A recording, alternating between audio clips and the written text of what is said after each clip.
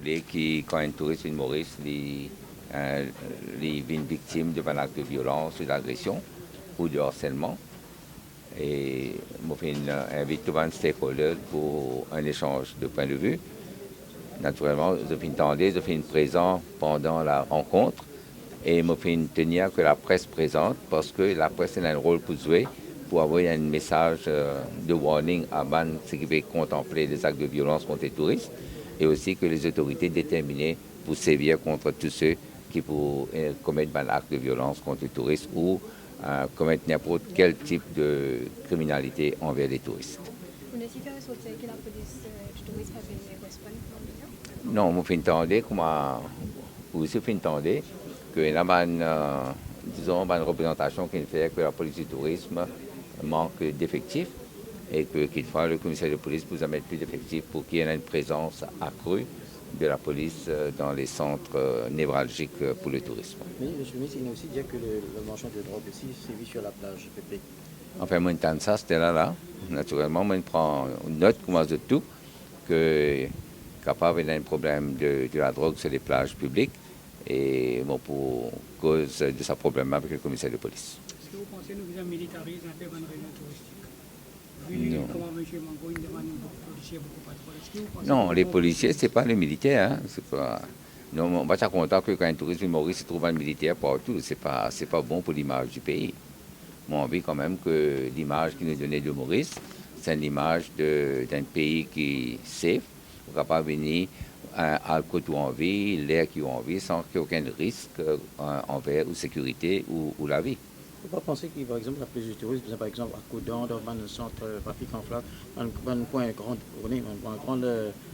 tirage de touristes. Moi, je pensais qu'une des affaires qui nous a fait, et d'ailleurs, finalement, beaucoup en phase de l'éducation, c'est que tout le pan mauricien, est sans doute concerné par l'industrie du tourisme, parce qu'il y a l'industrie qui apporte beaucoup à l'économie, l'industrie qui est capable de faire beaucoup pour tout le monde, et tout le monde est un stake à ce que cette industrie prospère.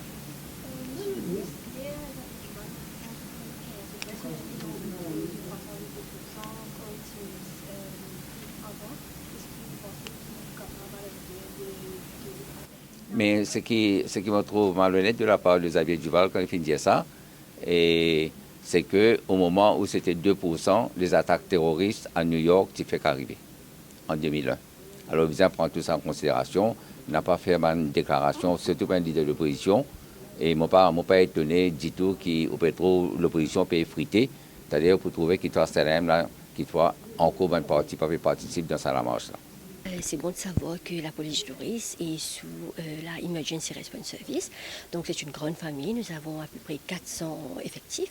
Et parmi, comme si nous avons les effectifs de la police du tourisme également. Donc on travaille sous le contrôle de l'Emergency Response Service.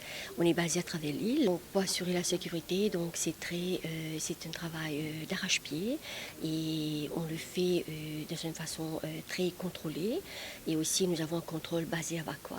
Et là, tout se passe, comment je vais vous dire, donc tout se passe à travers les données qu'on a sur le terrain, l'analyse qu'on fait à travers nos analyses, d'après les cas, d'après les requêtes et tout ça. Donc les patrouilles se sont reparties à travers l'île comme ça. Je suis très contente de cette réunion et tout a été dit et je suis sûre, pas à l'homme. Ah non, je ne vais pas dire alarmant. Non, les chiffres comme si vont dire, et ce n'est pas alarmant, mais nous avons des stratégies au niveau de la police headquarters à travers l'île, et comme je vous dis, d'après les analyses, les chiffres, on travaille, et ça a marché, ça a très bien marché. Et on continue. Là, sous la main, je n'ai pas les chiffres, mais seulement si vous me parlez que pour le tourisme. Donc, nous avons des cas dans les hôtels, sur les prémices des hôtels, dans les bungalows, etc. Et un ou deux cas qu'on a eu en public, mais seulement vous comprendrez aussi que sur les plages publiques, donc il y a certaines personnes, nous allons dire les touristes même, donc par inadvertance, si vous voulez, on laisse ses affaires à côté, des trucs comme ça, mais nous on est en train d'essayer, comme j'ai dit, sur l'éducation, la awareness, et on va vers ces personnes-là. Parce qu'un cas, c'est trop, comme monsieur le ministre a très bien dit. Donc pour nous aussi, c'est pareil. On va vers ces gens-là pour essayer d'éduquer ces gens-là, de faire comprendre l'importance de cette industrie comme si sur l'économie de Maurice. Et nous autres aussi. Ouais. Bon, aujourd'hui, pour la première réunion que le nouveau ministre tourisme fait, il paraît bien positif. Au moins, il prend à cœur. Et dans les premières semaines qu'il est le ministre tourisme, il prend le problème le plus épineux, qui peut plus déranger tout le hôtelier, c'est sécurité. Et côté pays en général peut blâmer. Nous trouvons qu'il faudrait un office long en Indien. Nous pouvons trouver dans la gazette qui peut arriver. Alors, du bon qui, le ministre prend une initiative avec tous les stakeholders, il invite tout le monde et qui chacun exprime son concern. Et là maintenant, comme on dit, pour avoir un sous-comité, chaque département pour joindre et pour exprimer les autres doléances et puis pour aller de l'avant avec ça. Et qu'il nous promette, il peut donner tout ce soutien.